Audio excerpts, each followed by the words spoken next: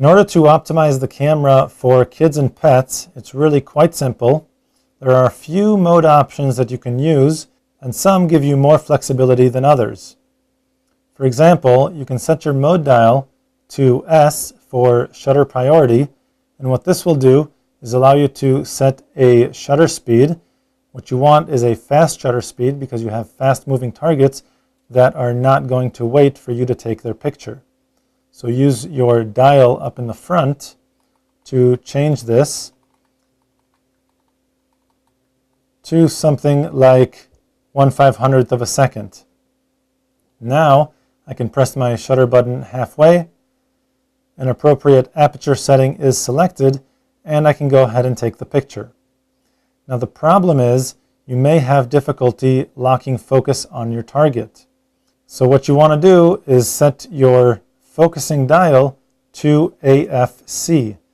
AFC is autofocus continuous, and what this will do is allow you to keep the shutter button pressed halfway while the camera continuously focuses on the target. The other thing you can set to help you maintain the focus point locked on that target is the autofocus mode. Currently it's set to a single area in the center. What I can do is press the quick menu button right here and choose autofocus tracking, the third one down. Now press set, and you can see that with my mode dial set to autofocus continuous, I can press the shutter button halfway, focus on my target, and as long as I move the camera, or if the subject itself moves, the focus point will always remain locked on that target. And as soon as I'm ready to take the picture, I can go ahead and press the shutter button the rest of the way to take the shot. Now if you want to automate some things a little bit, the other thing you can do is set your mode dial here to scene.